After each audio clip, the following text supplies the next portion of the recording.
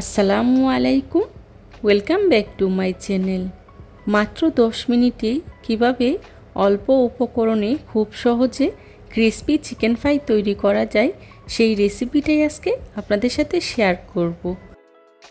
বড় থেকে ছোট সবাই এই ক্রিসপি চিকেন ফ্রাই খেতে খুবই পছন্দ করে। বিকালে চায়ের আড্ডায় অথবা বাচ্চাদের টিফিনে ঝটপট তৈরি করে নিতে পারবেন এই রেসিপিটি। আশা করছি আমার আজকের এই রেসিপিটি আপনাদের কাছে খুবই ভালো লাগবে। যদি ভালো লাগে তাহলে অবশ্যই একটি লাইক দিয়ে পুরো ভিডিওটি কন্টিনিউ করবেন প্লিজ। ক্রিসপি চিকেন ফ্রাই তৈরি করার জন্য প্রথমে আমি এখানে নিয়েছি 2 কেজি ব্রয়লার মুরগির মাংসগুলোকে আমি ছোট ছোট সাইজ করে কেটে নিয়েছি আর খুব ভালো করে ধুয়ে পরিষ্কার করে নিয়েছি। দেখুন আমি কি সাইজে কেটে নিয়েছি, আপনারা আপনাদের মতো করে কেটে নিতে পারেন।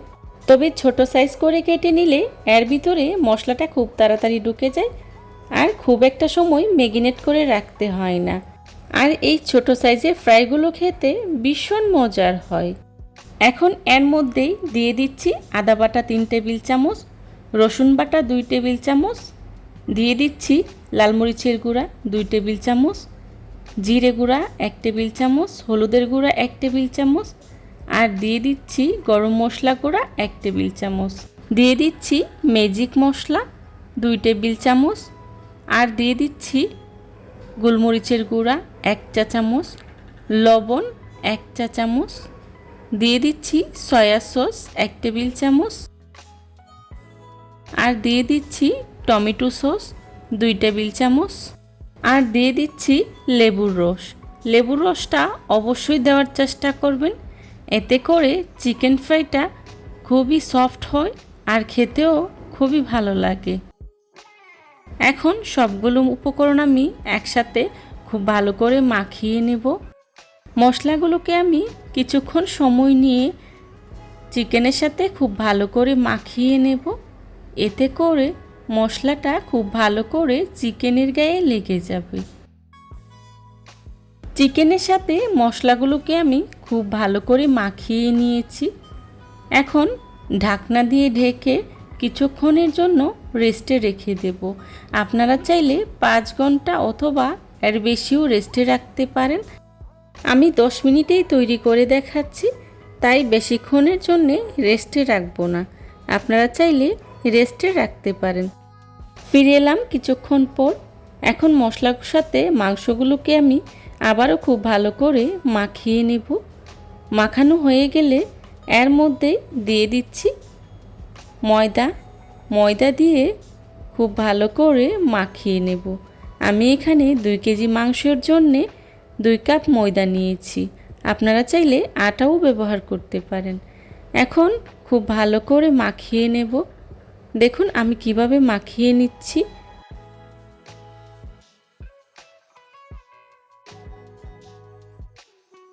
এই চিকেন ফ্রাইটা খেতে অনেকটাই ঝাল হয় আর তাই বাচ্চারা বা সবাই খুব পছন্দ করে।